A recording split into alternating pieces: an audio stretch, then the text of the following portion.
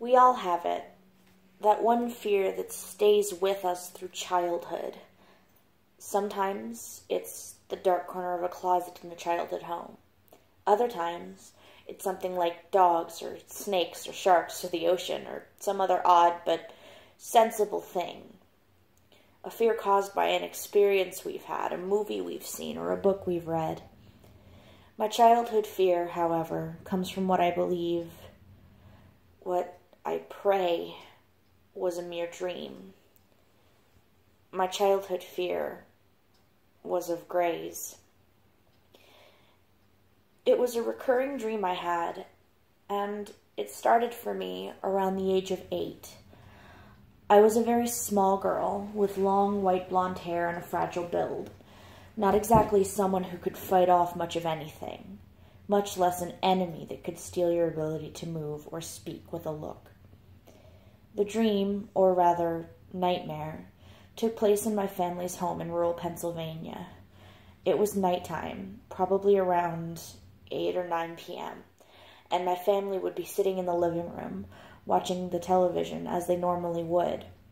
Now, my house was set up in kind of an L shape, with the entryway being in the middle of the L, and the living room and my parents' room sitting at the top of the L, whereas my room, which ended up at the very back corner of the house, was at the bottom of the L.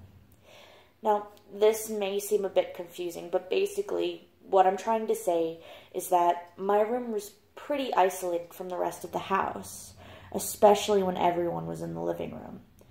My bedroom, in particular, was set up so that if you opened the bedroom door, you'd be directly facing a window that faced into the backyard, which was usually pitch black by that time of night, no matter the season.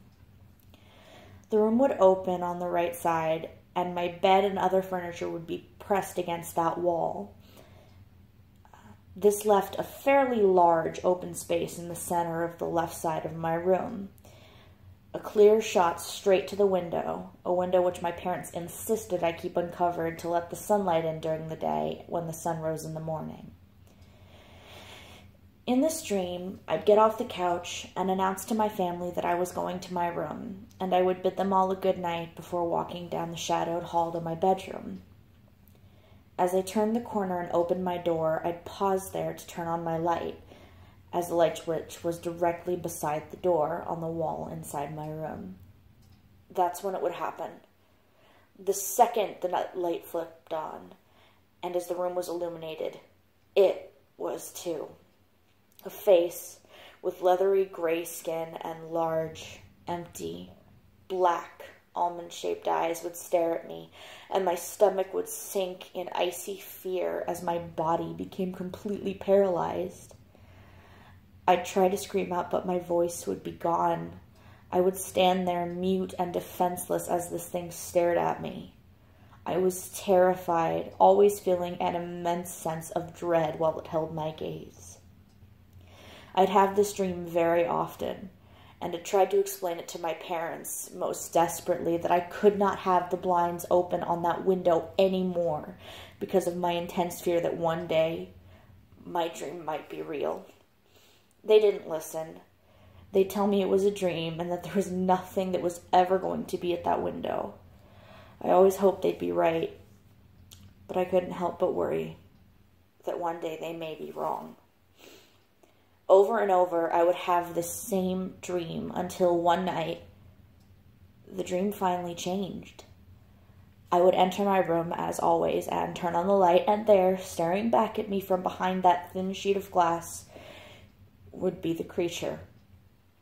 This time, though, I finally had the strength to turn, and I was going to bolt for the living room to the safety of my family on the other side of the house.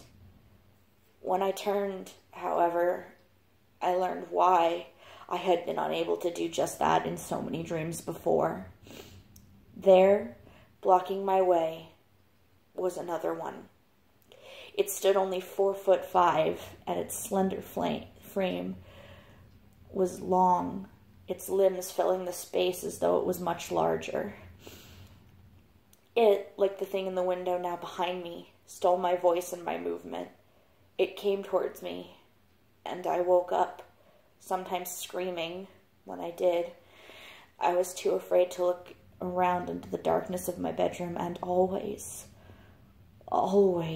far too frightened to look over at the shadow from that uncovered window that would cast on my floor. Afraid that I would one day see a shadow of the things that were terrorizing my dreams.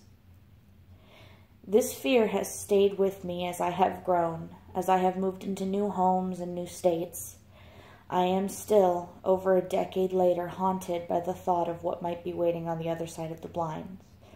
Every time I open the blinds at night, I'm always struck with a moment of dread, praying that I will not see that face staring back at me once I do.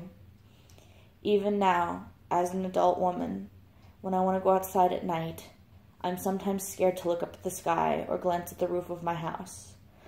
I cannot shake this fear that one day, just one day, I may see them or their ship lurking in that darkness.